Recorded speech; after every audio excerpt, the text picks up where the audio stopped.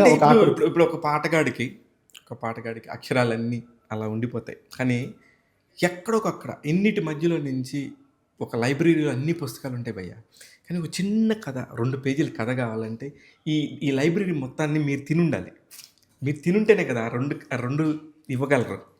అప్పుడు ఇంత తెలిసినప్పుడు చాలా ఎక్కువ తెలిసిపోయినా కూడా చాలా ప్రమాదం గదా! అలాంటప్పుడు మీరు అంతర్మథనం ఎలా ఉంటది? అంటే ఒకటి ఇప్పుడు మనకు ఎంత తెలుసు, ఎంత చదువుకున్నాం, ఎంత నేర్చుకున్నాం, ఎంత పరిజ్ఞానాన్ని సంపాదించుకున్నాం అన్నది హ్మ్. హ్మ్. అది హ్మ్. ఒక మెట్టు. హ్మ్. ఇంకొక మెట్టు, ఇంకొక వైపు ఏంటంటే హ్మ్. సందర్భానికి ఏ రకంగా స్పందించామన్నదే చాలా ముఖ్యం. ఇక్కడ ఈ పరిశ్రమలో, ఈ రంగంలో, కరెక్ట్. ఈ కరెక్ట్. ప్రక్రియలో కరెక్ట్. ఒక సందర్భం ఇచ్చినప్పుడు ఎలా స్పందించాం అనేది చాలా ముఖ్యం. మీకొక తర్వాత వేళ్ళ మీద లెక్క పెట్టగలిగే కవులే సినిమా రంగంలో ఎందుకున్నారు? ఆ! కరెక్ట్. ఇప్పుడు మీరు చూస్తే 10 మందే ఉంటారు. అవును. 1, 2, 3, 4, 5, 5 6, 7, ఆ! 8 అక్కడే ఆగుద్ది. అవును. అంటే ఎందుకంటే హ్మ్. ఇక్కడ ఇక్కడ ఇంకోటి అందరం కూడా మేమేం ఇప్పుడు ఇక్కడ ఉన్న వాళ్ళందరం ఎంఏ తెలుగు లిటరేచర్ గాని, ఇంకోటి గాని కాదు. తెలుగు సంబంధించిన పెద్ద పెద్ద పట్టాలేం పుచ్చుకోలే. అందరికీ మాతృభాష తెలుసు. మాతృభాష తెలుగు కనీస పరిజ్ఞానం ఉంటుంది. కాకపోతే సందర్భానికి తగినట్టు స్పందించే శక్తి ఒకటి, ఆసక్తి ఒకటి, ఇంకోటి తెలుసా? హ్మ్. అతి ముఖ్యమైనది ఇప్పుడు ప్రస్తావించబోయేది అతి ముఖ్యమైనది ఏంటంటే హ్మ్. బాణీకి రాయడం. హ్మ్. అత్యంత ముఖ్యమైనది బాణీకి రాయడం. హ్మ్. అది మాత్రమే ఇక్కడ మనిషిని నిలబెడుతుంది. కవిగా ఇతను రాణించేలా చేస్తుంది. బాణీకి రాయడం చాలా ముఖ్యం. అవును. కవి అనేవాడు రాస్తా ఉంటాడు. కానీ బాణీకి రాసి దాన్ని కరెక్ట్‌గా కూర్చోబెడతంలోనే ఒక కవి యొక్క గొప్పతనం. అక్కడికే వస్తున్నాను. ఆ! చెప్పాను కదా ఇంతకుముందు. అంటే కవిత్వం రాయడం వేరు, హ్మ్. పుస్తకాలు రాయడం వేరు, కరెక్ట్. కథలు రాయడం వేరు, పాట స్వతంత్రంగా రాయడం వేరు. బాణీలో పొందుపరచడం అదే చాలా ప్రత్యేకమైన విషయం. ఆ ప్రత్యేకమైన విషయం ఎలా ఉంటుందో చెప్పబోతున్నా. హ్మ్. మీకు చాలా చాలా ప్రజాదరణ పొందిన పాట, గీతము హ్మ్. బాణీ వినిపిస్తా. ఆ!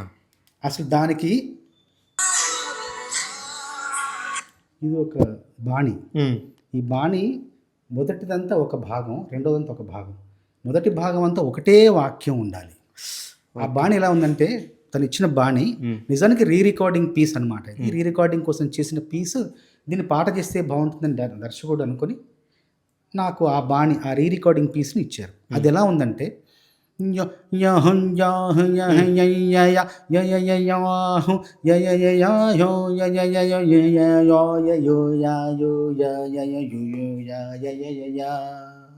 ఇదంతా ఒకటి, ఒకే వాక్యం. హ్మ్. ఈ వాక్యం గురించి ఇది పాట రాయడానికి వెళ్ళినప్పుడు దర్శకుడు ఏం చెప్పాడంటే ఇందులో ధర్మం అనే మాట రావాలి, యుగం అనే మాట రావాలని చెప్పాడు. ధర్మం, యుగం యుగం రెండే. రెండు రావాలన్నారు. చూడండి ఆ! ఒక రకంగా చిన్నపాటి అవధానమే. ఆ! అప్పుడు ఇంటికొచ్చి కూర్చొని విన్నాను. అమ్మ బాబోయ్! ఒకటే వాక్యం ఉంది, చాలా పదాలొస్తాయి. ధర్మం రావాలి, యుగం రావాలి. మళ్ళీ కథకు అనుసంధానంగా ఉండాలి. హ్మ్. అప్పుడు కొంచెం అంటే నాకున్న అనుభవం చెప్తున్నా. నాకున్న పరిజ్ఞానం, జ్ఞానం కంటే అనుభవం ఎక్కువ కాబట్టి 30 ఏడు ఇది. అవును. 30. 30 ఏళ్లుగా రాస్తున్నాను. 1995 నుండి 2024 వరకు. ఓకే. 30 ఏళ్ల అనుభవం ఉంది కాబట్టి వినగానే ఒక మెరిసింది. హ్మ్. అధర్మాన్ని అణిచెయ్యగా యుగయుగాన జగములోన పరిపరి విధాల్లోన విభవించే విక్రమ విరాట్ రూపమితడే. అధర్మాన్ని అణిచెయ్యగా యుగయుగాన జగములోన పరిపరి విధాల్లోన విభవించే విక్రమ విరాట్ రూపమితడే. ఒకే వాక్యం. స్వధర్మాన్ని పరిరక్షించగా సమస్తాన్ని ప్రక్షాళించగా సముద్భవించే అవతారమిదే.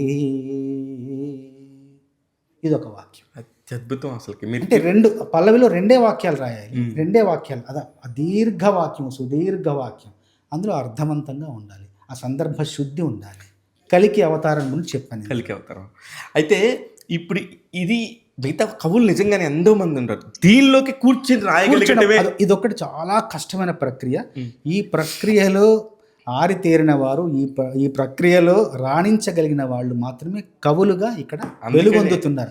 కాబట్టి అందుకోసం అన్నాను, వేళ్ల మీద లెక్కపెట్టే కవులు ఎందుకున్నారంటే అంటే రాసే శక్తి కావచ్చు, రాసే సామర్థ్యం కావచ్చు, భావన పటిమ కావచ్చు, భావ శబలత కావచ్చు, ఏదైనా ఉండొచ్చు. కానీ ఇక్కడ నిర్ణీత సమయానికి నిర్ణీత బాణీలో అందంగా రాసి ఇవ్వగలడం అన్నది ఇక్కడ ఈ పోటీలో మనం, ఈ పందెంలో మనం ఉంటాం. గెలవటానికి ఆస్కారం అదొకటే అన్నమాట.